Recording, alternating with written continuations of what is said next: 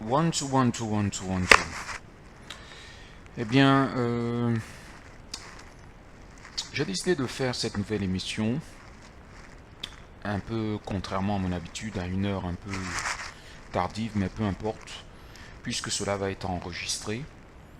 Euh, je voulais vous parler de quelque chose qui est très très important. Et pour ce faire, nous allons aller dans le livre de Marc. Et je voulais vous dire qu'il s'agit du cœur humain.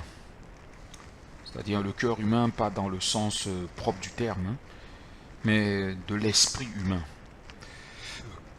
Pardon. Alors, Marc chapitre 7, verset 21, il est écrit, en effet, c'est de l'intérieur du cœur des hommes que sortent les mauvaises pensées.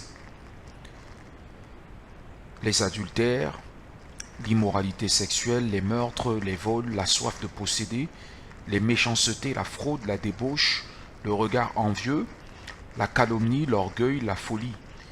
Toutes ces choses mauvaises sortent du dedans et rendent l'homme impur.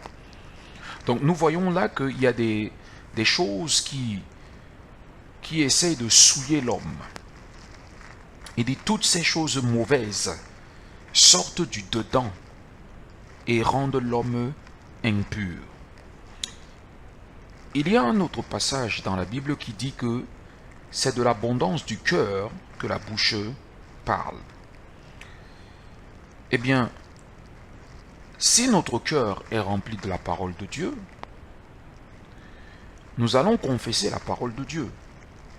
Mais s'il y a encore des choses à l'intérieur qui sont des impuretés, des souillures qui sont de l'ordre de la folie, l'orgueil, la calomnie, la fraude, s'il y a encore des choses qui sont de l'ordre de la semence du méchant, qui sont de l'ordre de la terre, puisque c'est le terrestre qui oppresse le céleste, il va falloir qu'on expose ces choses. Et c'est ce que j'ai entrepris de faire. Alors, je veux développer, malgré les critiques de certaines personnes qui disent que nous autres qui sommes soi-disant chrétiens, nous prenons un verset de la Bible et nous faisons toute une prédication par rapport à un verset. Et nous en faisons une doctrine. Ce n'est pas ça que je veux faire. Mais je veux parler de ces choses. Pourquoi? Parce que ce sont ces choses qui étouffent la parole et qui empêchent la parole de produire du fruit. C'est-à-dire qu'il en est d'une personne qui entend la parole de Dieu et ne la comprend pas. Et tout de suite, le malin vient et enlève ce qui a été semé en lui. Le malin, qui est le malin? Le malin est une loi qui lutte contre notre entendement. Le malin est donc une folie, et la folie lutte contre notre entendement. Et la folie essaie de nous rendre captifs à la loi du péché et de la mort, c'est-à-dire la folie essaie de nous égarer. La folie veut essayer de convaincre le monde que nous serions fous et que le monde, lui, par contre, serait dans son bon sens. La folie, c'est quelque chose qui est difficilement décelable, c'est quelque chose qu'on ne peut pas prouver facilement. Pourquoi? Parce que ça peut s'apparenter comme étant une voie de délire, ça peut s'apparenter comme étant une voie de schizophrénie, ça peut s'apparenter comme étant une comme une névrose, ça peut s'apparenter comme étant quelque chose dont les médecins pourraient qualifier de maladie mentale. Mais en vérité, il n'en est rien de tout ça. Parce que ce soit, comme les psychologues le définissent, une schizophrénie bénigne, c'est-à-dire très peu handicapante, ou alors une forme une forme de schizophrénie beaucoup plus handicapante qui virait vers l'autisme, il n'en demeure pas moins que spirituellement parlant ou psychiquement parlant, nous autres nous qui lisons la Bible, nous autres qui croyons la parole de Dieu, nous savons que ce sont les ruses du diable. Parce que le diable est un esprit. Et je vais vous le prouver.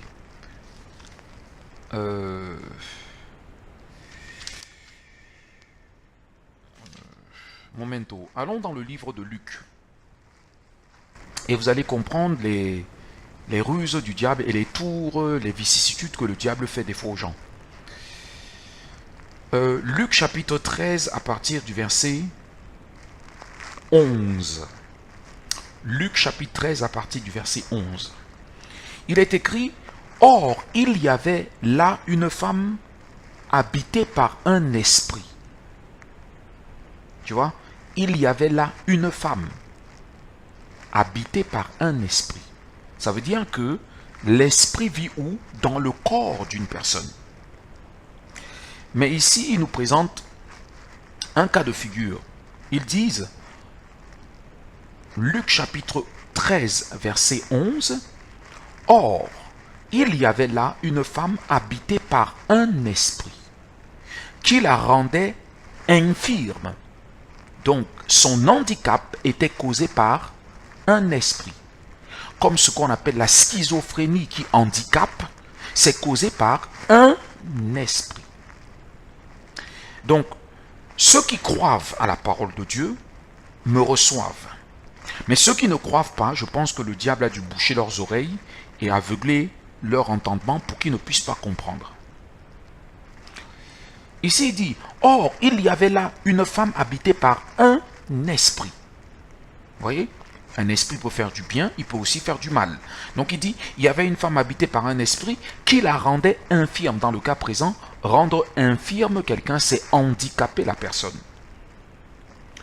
Et ils disent, depuis 18 ans, elle était courbée et ne pouvait pas du tout se redresser. Elle était courbée parce qu'il y avait un esprit qui l'habitait et c'est cet esprit qui la maintenait comme ça. C'est-à-dire, un esprit, c'est comme une loi. Et une loi qui veut contraindre la personne. Vous voyez? Maintenant, ils disent, elle était courbée et ne pouvait pas du tout se redresser. Au verset 12, il est dit, lorsqu'il la vit, Yahshua lui adressa la parole et lui dit, « Femme, tu es délivrée de ton infirmité. » Il dit, « Femme, tu es délivrée de ton infirmité. » Pourquoi? Parce que la personne du roi d'Israël, le Rabbouni, Yahshua, le Messie, l'a envoyé, l'élu de Yahweh Shai, il était spirituel. Et donc, quand il a vu, il lui dit, tu es délivré, parce que cet esprit ne pouvait pas tenir. Cet esprit était obligé de fuir. Vous voyez donc que les infirmités, les soi-disant schizophrénie, les soi-disant maladies psychiques mentales, les névroses, ce sont des tours d'esprit. Parce que si on dit que l'autisme est une maladie qui fait perdre l'esprit, qui fait perdre l'usage de la parole et qui cause des tours de mémoire, on comprend donc qu'en vérité, si un esprit est capable d'handicaper une personne, si un esprit est capable d'arraser les pensées d'une personne, si un esprit est soi-disant capable de mettre de l'hypnose, cette hypnose n'est pas une hypnose, c'est une pratique mensongère. C'est un mensonge du diable. C'est un mensonge d'un démon qui abuse.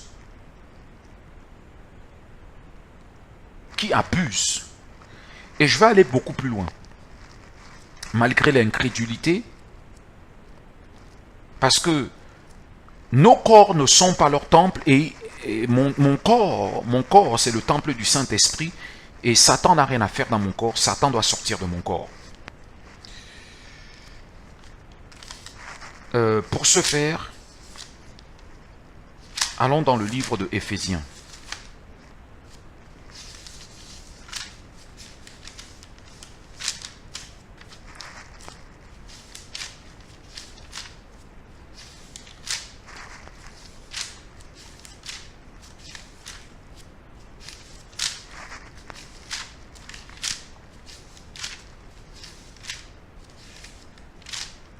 Éphésiens.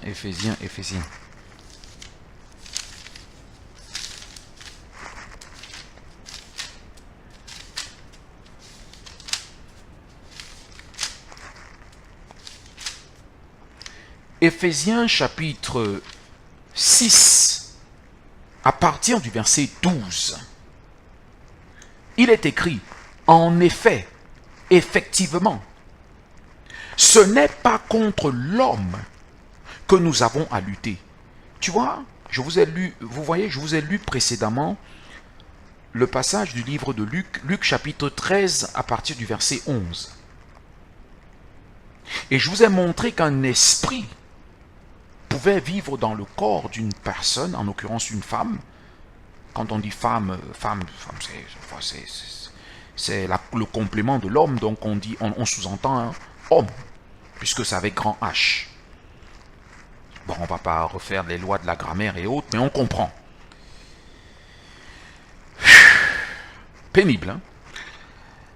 Éphésiens chapitre 6 à partir du verset 12. En effet, ce n'est pas contre l'homme que nous avons à lutter. Vous voyez? Mais un mauvais esprit ne comprend pas ça. Le mauvais esprit est lâche, sournois, têtu, espiègle, borné, et il cherche à exciter la colère de l'homme. Il provoque l'homme, il harasse l'homme, il énerve l'homme, il essaie de faire passer l'homme pour un fou alors que l'homme n'est pas fou. L'homme ne l'est pas. L'homme est conscient. L'homme comprend qu'il s'agit de la foi. La preuve. Mais la foi ne peut être comprise que spirituellement. Ce qui paraît une folie pour d'autres personnes, pour moi, ce n'est pas une folie. C'est une lutte, un combat spirituel contre un mauvais esprit qui n'a pas le droit de lutter contre ma chair, qui n'a pas le droit de lutter contre mon corps. Un mauvais esprit qui n'a pas le droit de m'handicaper, un mauvais esprit qui n'a pas le droit de me rendre malade ou de me faire passer pour un malade. Si tu entends une voix de délire, c'est un mauvais esprit. Hallucination, c'est un mauvais esprit. Ce sont les ruses du diable et je vais le montrer. Quand on va maintenant vers la suite, il dit, en effet, ce n'est pas contre l'homme que nous avons à lutter, mais contre les puissances, contre les autorités, contre les souverains de ce monde de ténèbres. Note bien, il dit, contre les esprits du mal. Aïe, oh, tu entends ça? Contre les esprits du mal dans les lieux célestes. Tu vois, il y a des mauvais esprits.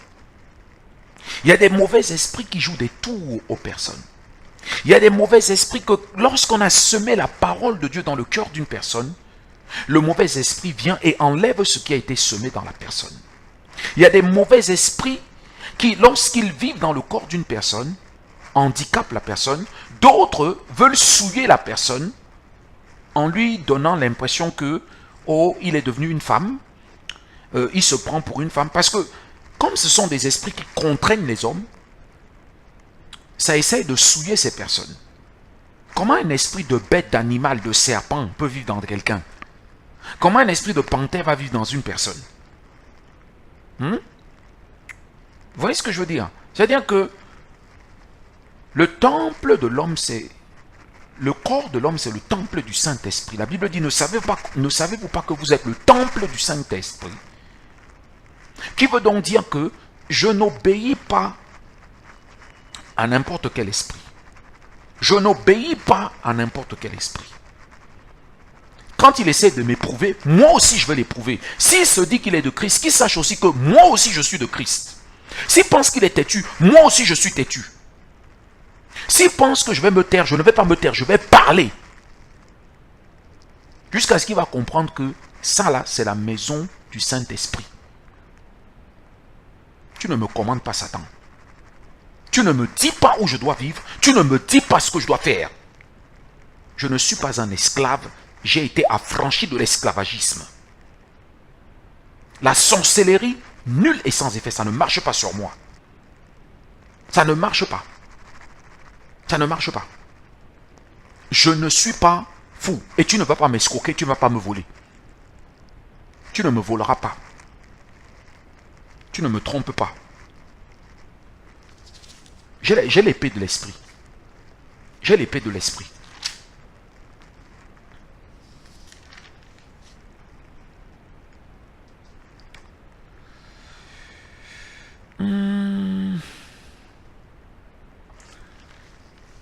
L'évangile nous explique et nous dit Dieu est esprit. Et nous le voyons où? Nous le voyons dans le livre de Jean. Allons vite fait dans le livre de Jean, s'il vous plaît. Jean.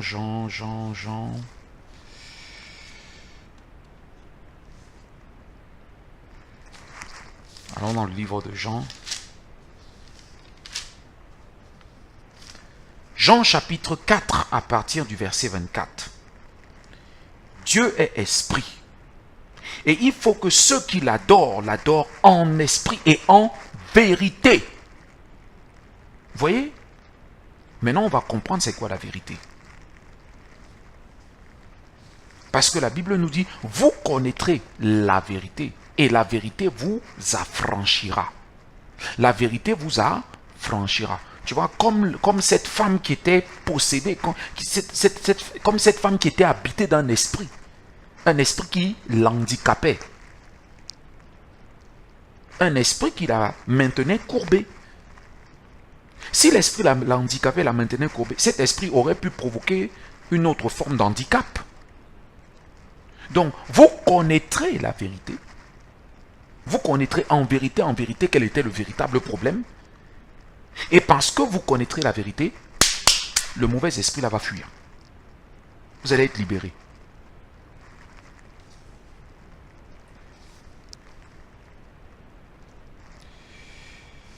Alors, je disais, Dieu est esprit et il faut que ceux qui l'adorent en esprit et en vérité. Vous voyez, ça veut dire que quoi? Dieu, le grand Dieu qui a tout fait, le Dieu au-dessus de tous les dieux, il est esprit. Mais il y a une foule d'autres esprits. Il y a des multiples esprits. Mais ce ne sont pas tous les esprits qui sont bienfaisants et ce ne sont pas tous les esprits qui confessent Jésus-Christ. Tout esprit qui ne confesse pas Jésus-Christ comme étant venu dans la chair n'est pas de Dieu, c'est l'esprit de l'Antichrist. Donc, nous fonctionnons avec quoi? L'esprit qui donne la vie. L'esprit qui donne la vie. Allons dans le livre de Romains. L'esprit qui donne la vie. L'esprit qui donne la vie. Romains chapitre 8. À partir du verset 1. La vie animée par l'Esprit, le Saint-Esprit. Il n'y a donc maintenant aucune condamnation pour ceux qui sont en Jésus-Christ, qui ne vivent pas conformément à leur nature propre, mais conformément à l'Esprit. En effet, la loi, nous voyons que l'Esprit est une loi. Mais vois ce qu'il dit. Il dit, en effet, la loi de l'Esprit qui donne la vie, pas la loi de l'Esprit qui handicape. Pas la loi de l'esprit qui te contraint. Pas la loi de l'esprit qui veut te faire des voies de délire. Pas la voie de l'esprit qui veut te faire passer pour un fou. Pas la voie de l'esprit qui veut te souiller. Hein? Pas la voie de l'esprit qui te remémore le péché que tu as commis. Pas la voie d'un mauvais esprit. Non. Non. Dieu n'est pas là pour souiller les corps. Pas la voie d'un mauvais esprit qui handicapait une femme. Parce que quand une femme est handicapée, elle est comme souillée. Tu vois ce que je veux dire? Ça contraint, ça l'handicape. Elle est tout le temps courbée alors qu'elle est jeune. Elle vit comme une vieille alors qu'elle est jeune. Ici, ça veut dire que quand un mauvais esprit vit dans quelqu'un, ce mauvais esprit voudrait que cet homme devienne un homosexuel. Ce mauvais esprit voudrait qu'il devienne je ne sais quoi. Mais cette personne connaîtra la vérité et la vérité l'affranchira. Donc, quand on connaît la vérité, on sait qu'on est libéré. On sait qu'on est affranchi. Il dit, en effet, la loi de l'esprit qui donne la vie. La loi de l'esprit qui donne la vie. Nous cherchons l'esprit qui donne la vie. En effet, la loi de l'esprit qui donne la vie en Jésus-Christ m'a libéré de la loi du péché et de la mort. Il y a une autre loi qui est celle du péché.